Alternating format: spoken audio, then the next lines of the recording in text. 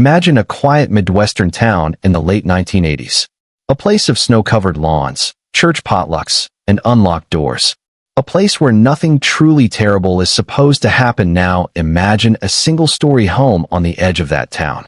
Inside, in a small bedroom, sits a second-hand wooden bunk bed bought to save money for a growing family. According to police, within months that house would be so feared that patrol cars were ordered to keep curiosity seekers away. Local pastors would publicly confirm that something in that home was, in their words, evil.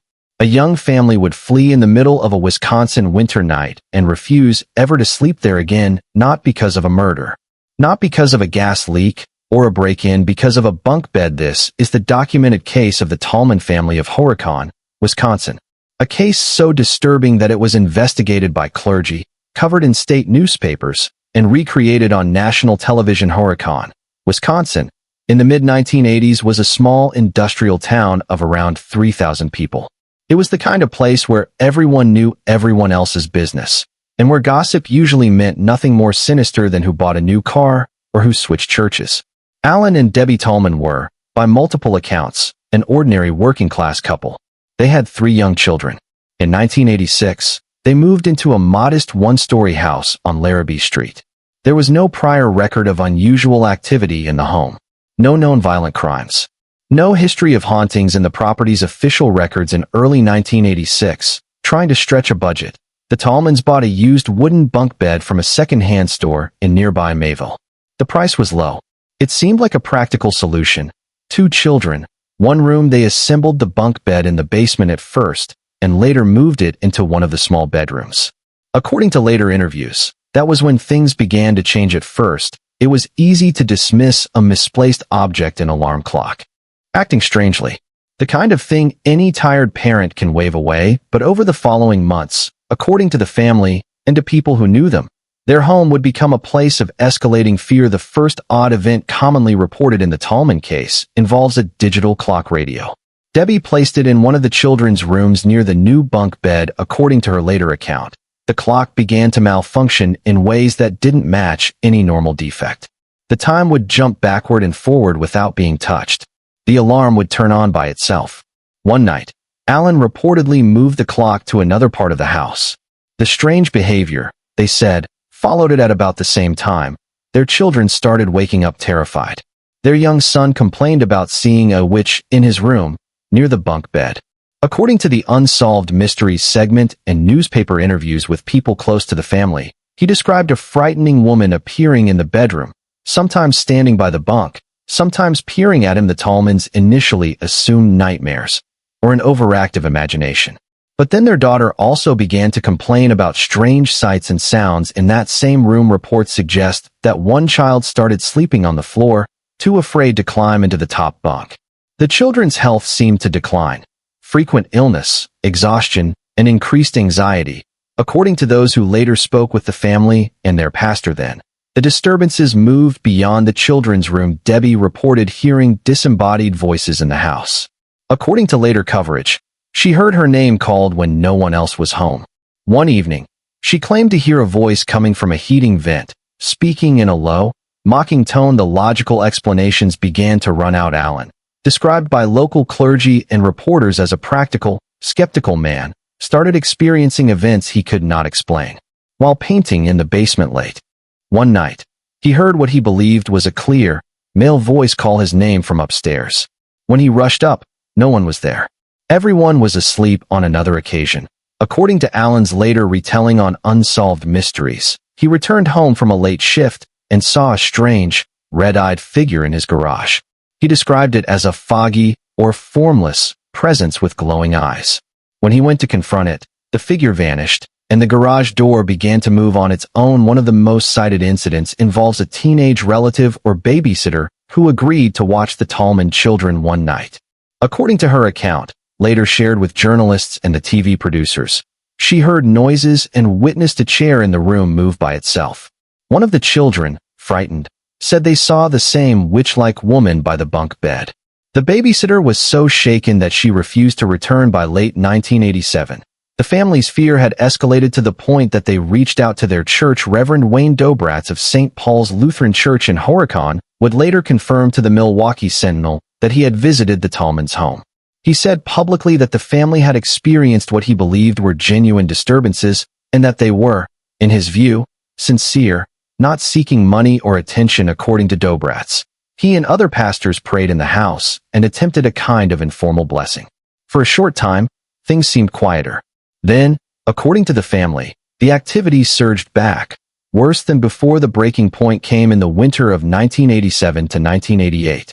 Different sources give slightly different sequences of events, but they agree on one thing. There was a night when the Tallmans decided they could not live in the house another day. According to accounts collected by journalists and the Unsolved Mysteries crew, one of the children awoke screaming. They claimed to see the same terrifying woman in the bedroom, near the bunk bed. Around the same time, Allen reported seeing the entity again and hearing a threatening voice in one version, widely repeated in newspaper stories and the TV segment. Allen described going into the bedroom after hearing his child's cries. He said that as he stood near the bunk bed, an unseen presence spoke to him, telling him to get out, or implying that harm would come to the children. Reports suggest that Allen shouted back at whatever was in the room, saying that it could take him instead, but that it must leave his children alone. This confrontation is one of the most chilling parts of the case, because it reportedly came from a man who had, until then, looked for any rational explanation. After this night, the Tallmans made a decision that stunned their neighbors. In January 1988, during one of the coldest months of the Wisconsin year, they gathered their children and fled the house in the middle of the night. They went to stay with relatives and, according to all available reports, never again slept under that roof. The bunk bed, which they believed was the focus of the activity, was removed from the house. Allen later stated that he took the bed to a local landfill and destroyed it. He said he wanted no one else to own it. In case the phenomena followed when the Tallmans left, word spread quickly. In a town as small as Horicon, an abandoned house and stories of a family fleeing evil could not stay quiet. Rumors exploded. According to Associated Press coverage at the time, some townspeople began telling each other wild, unverified stories. Bleeding walls, levitating objects, even supposed deaths. None of those extreme claims were supported by police or by the family. The Horicon police chief confirmed that officers had been called to the area, not because of ghosts, but because of crowds.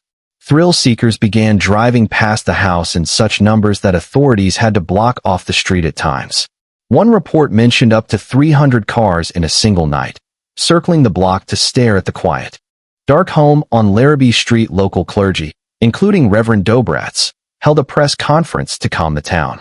In that briefing, they acknowledged that the Tallmans had experienced disturbing events they could not explain.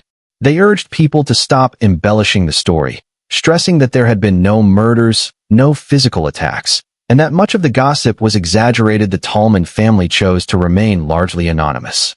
For a time, they refused interviews, and when they eventually agreed to participate in a television recreation, their real names and the exact location of the house were withheld. According to those who spoke with them, the children were traumatized by recurring nightmares and residual fear of the dark. The parents, especially Allen, were described as exhausted and shaken. Their pastor later said publicly that the family had not sought fame, and that the months in the house had left them deeply distressed. Skeptical investigators later suggested alternative explanations: stress, sleep deprivation, suggestion, or the power of belief amplified within a deeply religious community. But even some skeptics acknowledged that the emotional impact on the Tallmans, whatever the cause, was real. For the town of Horicon, the incident became a kind of collective wound. Some residents were angry that their quiet community was suddenly associated with a haunted house. Others admitted to feeling genuine fear just driving past the property. In October 1988, the case reached a national audience when it was dramatized on the NBC series Unsolved Mysteries. The episode, titled Tallman House, recreated the reported events with actors and a replica set. The producers stated that they based their script on interviews with the family, their pastor, and local officials, but even with that exposure, many questions remain. No physical evidence of the haunting was ever produced. No recordings, no verified photographs. The bunk bed itself was destroyed, leaving nothing to test or examine. The family, by all credible accounts, received no significant financial gain from their story. The house on Larrabee Street eventually gained new occupants, and according to public reports, later residents did not report the same kind of phenomena. If something malevolent had been there, it seemed tied to the Tallmans, or, as many still believe, to that single, ordinary piece of furniture meant for children. What is most disturbing about the Tallman bunk bed case is not the sensational rumors that grew around it, but the quieter, documented details. A family driven from their home, police managing crowds around a nondescript ranch house, a pastor publicly confirming that, in his view, something evil had been at work. A used bunk bed, a small-town house, no ancient graveyard beneath the foundations, no occult rituals, just a young family, a second-hand purchase, and a series of events that left an entire community on edge. Next time you walk past the furniture section in a thrift store, rows of beds lined up under buzzing fluorescent lights. Remember Horicon, Wisconsin, because according to the Tallmans, and to the people who believe them, one of those beds once turned a perfectly ordinary home into a place no one dared to sleep. This story is based on real documented reports and eyewitness accounts.